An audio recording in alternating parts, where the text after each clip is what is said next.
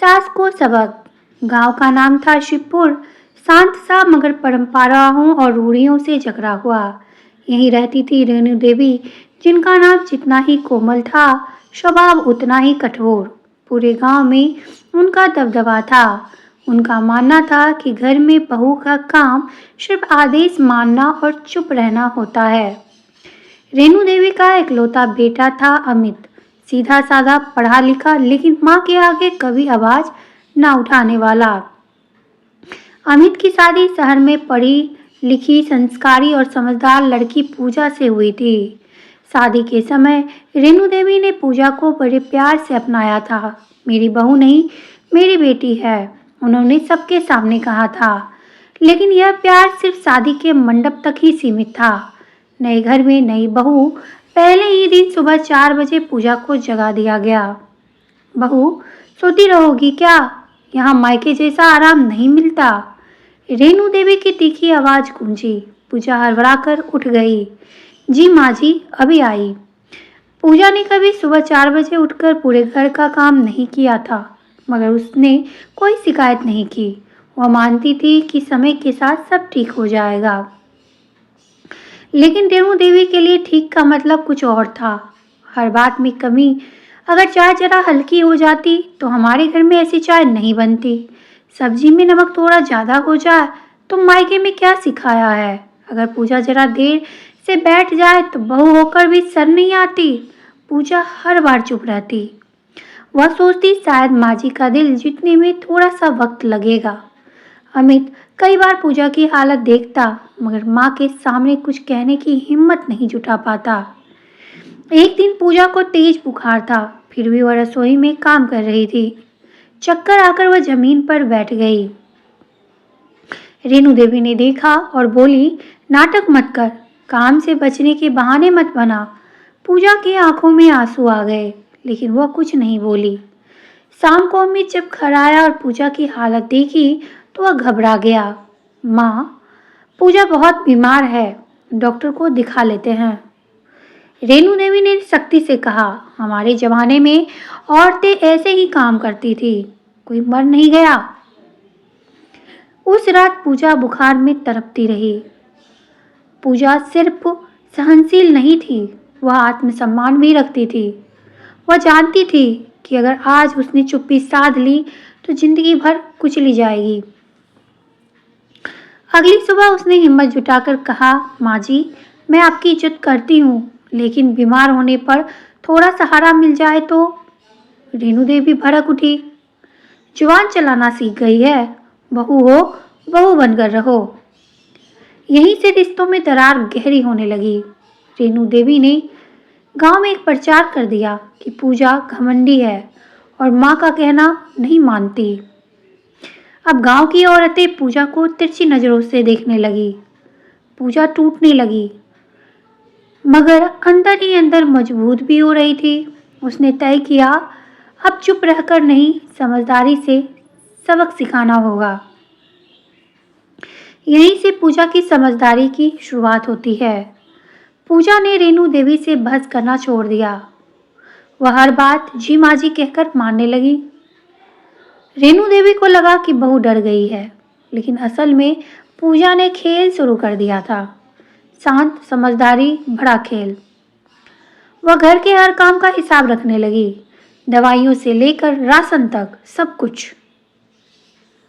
रेणु देवी को पता भी नहीं था कि बहू चुपचाप अपने आत्मसम्मान की नींव रख रही है। रेणु देवी को लगा कि उन्होंने बहू को पूरी तरह झुका लिया है, लेकिन उन्हें यह नहीं पता था कि पूजा की चुप्पी तूफान से पहले की शांति है। आने वाले दिनों में वही बहू सास को ऐसा सबक सिखाने वाली थी जो पूरे गांव की सोच बदल देगा। रेणु देवी को पूरा यकीन हो चुका था कि पूजा अब उनके काबू में है। वह हर बात जी माँ जी कहती, बिना सवाल किए काम करती और सिर झुका कर रहती। रेणु देवी मन ही मन खुश होती, अब आई है सही राह पर। लेकिन उन्हें क्या पता था कि पूजा ने अब लड़ाई का तरीका बदल लिया था। पूजा अब हर काम बहुत जिम्मेदारी से करने लगी। घर का राशन, खर्च, दवाइयाँ, सब कुछ। वह एक छोटी डायरी में लिखने लगी। रेणु देवी को जब कुछ भी चाहिए होता पूजा तुरंत ला कर देती। देखा, मेरी सख्ती से सुधर गई, रेणु देवी गांव की औरतों से गर्व से कहती। पूजा यह सब सुनती लेकिन कुछ नहीं बोलती। अमित धीरे धीरे सब समझने लगा था। उसे दिखता कि पूजा थकी हुई रहती है मगर शिकायत नहीं करती। एक रात उसने पूजा से पूछा, तुम इतनी चुप क्यों हो गई हो? पूजा हल्की मुस्कान के साथ बोली, हर लड़ाई आवाज से नहीं लड़ी जाती अमित, कुछ लड़ाइयाँ सब्र से जीती जाती हैं। अमित समझ तो गया मगर डरता था कि माँ के खिलाफ खड़ा कैसे हो। एक दिन रेणु देवी को अचानक सीने में दर्द उठा। गांव में हड़कंप मच गया। पूजा ही सबसे पहले दौड़ी। डॉक्टर बुलाया, दवा दी, पूरी रात उनके पास बैठी रही। रेणु देवी दर्द में भी आदेश देती रही, पानी लाओ, तकिया ठीक करो, ये दवा मत दो, जो भी था। पूजा बिना एक शब्द कहे सब करती रही। गांव की वही औरतें जो पूजा को घमंडी कहती थी अब कहने लगी, रेणु देवी अपनी बहू तो बहुत सेवा करती है। रेणु देवी बस गर्दन हिला देती लेकिन अंदर कहीं कुछ चुभने लगा था। बीमारी के दौरान एक रात रेणु देवी ने बुखार में बड़बड़ाना शुरू किया। मैंने भी तो सहा था, मेरी सास ने भी मुझे कभी चैन से नहीं रहने दिया। पूजा चुपचाप सुन रही थी। उसे पहली बार एहसास हुआ कि रेणु देवी की कठोरता के पीछे पुराना दर्द छुपा है। अगली सुबह पूजा ने हिम्मत की, माँ जी एक बात पूछूं? रेणु देवी ने रूखेपन से कहा, क्या? जब आपको आपकी सास ने दुख दिया था तो क्या आपको अच्छा लगा था? रेणु देवी सन्न रह गई। काफी देर बाद बोली, तुम्हें यह सब जानने की क्या जरूरत? पूजा ने शांत स्वर में कहा, बस इसलिए कि वही दुख आगे ना बढ़े। रेणु देवी का चेहरा तमतमा उठा। मुझे ज्ञान मत दो, मेरे घर में ही मेरी चलती है। चुपचाप वहां से चली गई पूजा, लेकिन उस सवाल ने रेणु देवी के भीतर तक हिला दिया। कुछ दिनों बाद रेणु देवी ठीक तो हो गई लेकिन उनका स्वभाव और ज्यादा सख्त हो गया। अब वे पूजा को लोगों के सामने भी डांटने लगी। काम ढंग से नहीं आता, मायके की आदत नहीं गई। पूजा हर बार चुप रहती।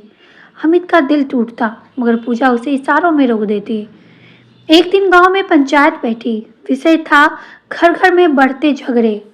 रेणु देवी भी गई। पंचायत में पूजा से भी पूछा गया, बहू तुम्हें कुछ कहना है? पूजा ने पहली बार सबके सामने आवाज उठाई लेकिन बहुत ही शांति से। मैं बस इतना कहना चाहती हूँ कि अगर घर में सम्मान होगा तो औरतें चुप नहीं रहेगी, मजबूत बनेगी। रेणु देवी ने पहली बार पूजा की आंखों में डर नहीं आत्मविश्वास देखा था। रेणु देवी समझ नहीं पा रही थी कि यह वही बहू है जिन्हें उन्हें कमजोर समझा था। पूजा अब चुप थी मगर उसकी चुप्पी में सवाल थे, आईना था और रेणु देवी की नींद अब अक्सर टूटने लगी थी। पंचायत में पूजा की शांत लेकिन दृढ़ आवाज उनके कानों में गूंजती रही, सम्मान होगा तभी औरत मजबूत बनेगी। यह वाक्य उन्हें बेचैन कर देता। घर में रहते हुए भी रेणु देवी खुद को अकेला महसूस करने लगी। पूजा अब भी वही सब करती थी, खाना बनाना, दवा देना, घर संभालना, लेकिन अब उसके चेहरे पर डर नहीं था। वह शांति थी जो कभी कभी चुभने लगी थी। रेणु देवी महसूस करने लगी कि पूजा उनसे दूर नहीं, उनके ऊपर उठ चुकी है। एक रात अमित ने पहली बार माँ से साफ बात की। माँ, आपने पूजा को कभी बेटी की तरह नहीं देखा। आपने हमें हमेशा अपनी ताकत दिखाने का जरिया बनाया। रेणु देवी चौंक गई। तू भी उसी की तरफ हो गया? उन्होंने करवाहट से कहा। अमित की आंखें भर आई। मैं सिर्फ सच के साथ हूँ माँ। कुछ ही दिनों में रेणु देवी फिर बीमार पड़ गई। इस बार कमजोरी ज्यादा थी। डॉक्टर ने साफ कहा, इनको अब सहारे की जरूरत है, तनाव नहीं। पूजा ने बिना किसी शिकायत के पूरी जिंदगी संभाल ली। जिम्मेदारी उन्होंने संभाल ली। रात को जब रेणु देवी को दर्द होता, पूजा उनका हाथ पकड़कर बैठ जाती। एक रात रेणु देवी ने खुद पूजा को बुलाया, तुम मेरे पास बैठो। पूजा चुपचाप बैठ गई। रेणु देवी की आवाज कांप रही थी। मेरी सास, उन्होंने मुझे कभी इंसान नहीं समझा। मैं रोज रोती थी, उनकी आंखों से आंसू बह निकले। रेणु देवी ने कांपते हुए स्वर में पूछा, अगर तुम्हारी जगह मैं होती तो क्या तुम मुझे माफ कर पाती? पूजा की आंखें भर आई। माँ जी, माफी मांगना कमजोरी नहीं, हिम्मत होती है। रेणु देवी पहली बार पूजा के सामने रो पड़ी। मैंने तुम्हें बहुत दुख दिया है। मुझे लगा सख्ती से घर चलता है, लेकिन मैं गलत थी। पूजा ने उनके आंसू पोंछ दिए। घर डर से नहीं, प्यार सम्मान से चलता है। अगली सुबह रेणु देवी ने पूरे घर को बुलाया। गांव की कुछ औरतें भी मौजूद थी। उन्होंने सबके सामने कहा, मैंने अपनी बहू पूजा के साथ अन्याय किया है। आज से यह घर डर से नहीं, सम्मान से चलेगा। गांव में सन्नाटा छा गया। रेणु देवी ने पूजा का हाथ पकड़कर कहा, आज से तुम सिर्फ बहू नहीं, मेरी बेटी हो। पूजा की आंखों में आंसू थे, लेकिन दर्द के नहीं, सुकून के। अमित ने दोनों को गले लगा लिया। धीरे धीरे गांव में बातें फैलने लगी। रेणु देवी वही औरत बन गई जो बहुओं के हक में बोलने लगी। हमने सहा है तो क्या जरूरी है कि अगली पीढ़ी भी सहे?